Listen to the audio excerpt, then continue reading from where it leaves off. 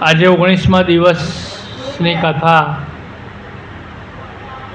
પુરુષોત્તમ માસનો મહિમા। સૂત પુરાણી બોલ્યા કે હે મુનિ શ્રેષ્ઠો, સુદેવની વિનંતી કર્યા પ્રશ્નથી ભગવાને જે જવાબ આપ્યો તે તમે સૌ કોઈ સાંભળો। બ્રાહ્મણ કૂવામાં પડી તારો પુત્ર મરણ પામ્યો ત્યારે શોકમાં અને દુઃખમાં તમે પતિ પત્નીએ ત્યાં બેસીને જાણે અજાણે અન્ન જળનો ત્યાગ કર્યો હતો।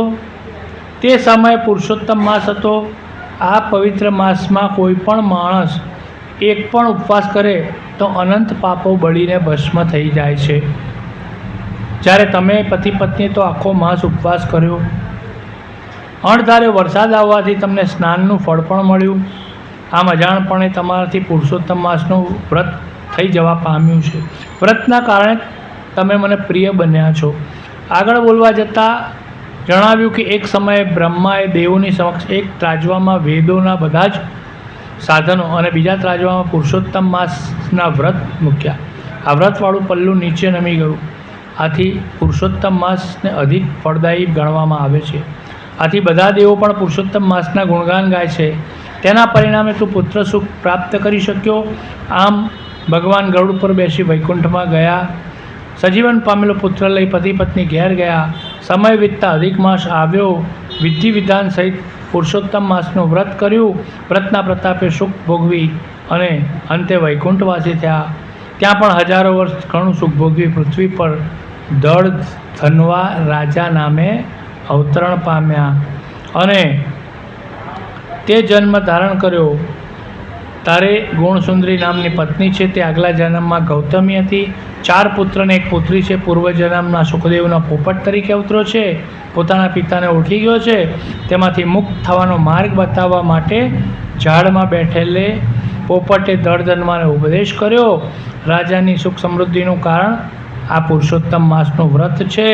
આ પ્રમાણે દળધન્વા રાજાનો સંદેહ વાલ્મીકી મુનિએ દૂર કર્યો અને પૂર્વના જન્મનું વૃત્તાંત કહી સંભળાવ્યું હતું। આમાં પુરુષોત્તમ માસમાં વ્રતની કથામાં ચકલીની વાર્તા છે। તો પુરુષોત્તમ માસના વ્રતની શરૂઆત થતાં જ ભાવિક ધર્મપ્રેમી ભક્તો સવારે પ્રાતઃકાળે ઉઠી જાય, નદી કિનારે જાય, સ્નાન ઇત્યાદિ પરવારે, કાંઠા ગોરમાનું પૂજન કરે, કથા સાંભળે, બ્રાહ્મણોને જે કંઈ પણ યથાશક્તિ દાન કરે અને ઘેર આવી એકટાણું કરે।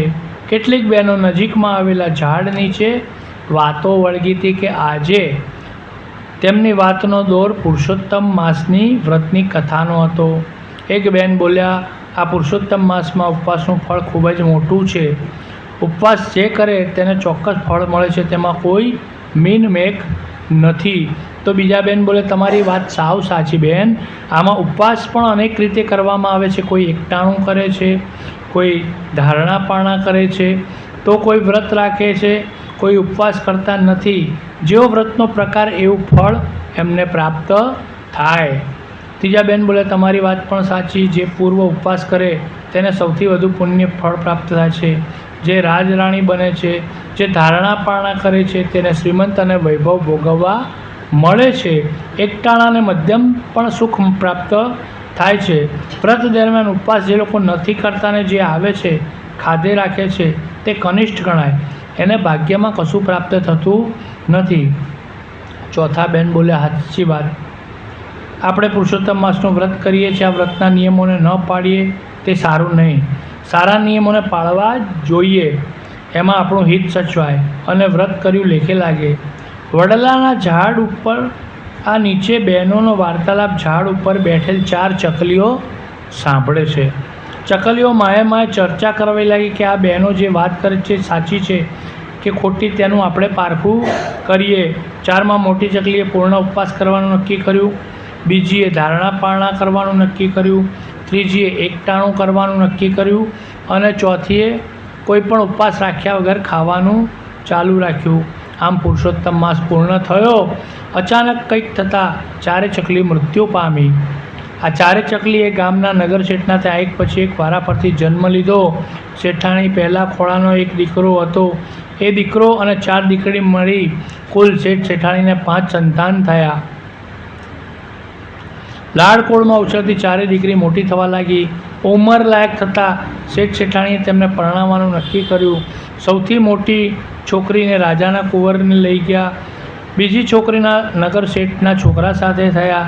ત્રીજી દીકરીને 5 માળની હવેલીવાળા શેઠના ત્યાં ગઈ અને સૌથી નાની દીકરીએ ગરીબ દીકરાને પરણાવી પડી.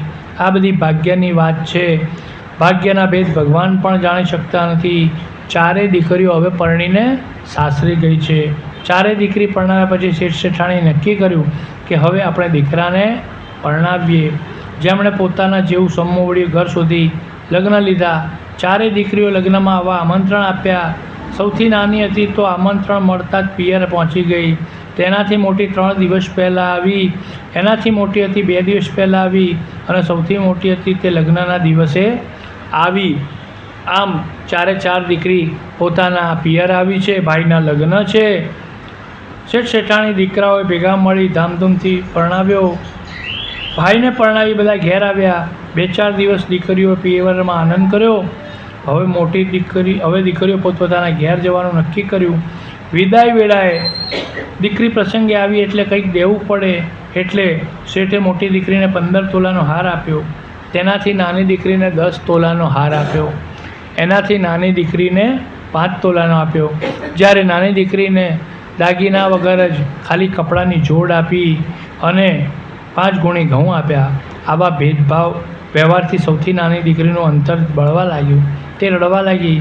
ત્યારે સૌથી મોટી બહેને કહ્યું, તું રડ નહીં, દરેકને પૂર્વ જન્મની કરણીનું ફળ મળ્યું છે. આગલા ભાવમાં આપણે 4 ચકલીઓ હતી. અધિક માસમાં આપણે ભગવાનનું વ્રત કર્યું અને તે વ્રત સમયે ખાવા પીવાનો કોઈ નિયમ રાખ્યો નહીં. તેથી તને ગરીબાઈ મળી. તારાથી મોટી એકટાણું કર્યું તે સુખી ઘર મળ્યું. એનાથી મોટીએ ધારણા પારણા કર્યા એટલે એને નગર શેઠના ઘેર મળ્યું અને મને અપવાસ કર્યો એટલે રાજાના ત્યાં રાજકુંવર જોડે મારા લગ્ન થયા. હવે મને આગલો ભાવ યાદ રહેવાથી તને જણાવું છું. પણ જ્યારે પણ હવે પુરુષોત્તમ મહિનો આવે ત્યારે તું પૂર્ણ શ્રદ્ધાથી આ વ્રત કરજે. નદીએ સ્નાન કરજે, કાંઠા ગ્વારમાનું પૂજન કરજે, દાન દક્ષિણા આપજે અને પૂર્ણ ઉપવાસી રહી ભગવાનનું નામ સ્મરણ કરતાં ભક્તિ કરજે. જેથી હવે પછીનો તારો જન્મ સુધરી જશે. મોટી બહેનની વાત સાંભળી નાની બહેનને અસંતોષ દૂર થયો. આમ મા બાપનો દોષ નથી પણ ભાગ્યનો દોષ છે અને ભાગ્યના બળે જ આ બધું થયું છે એમ માની પોતાના ઘેર ગઈ અને ભગવાનની ભક્તિ કરવા લાગી. તો આપણે સૌ પણ બોલીએ, બોલો પુરુષોત્તમ ભગવાન કી જય.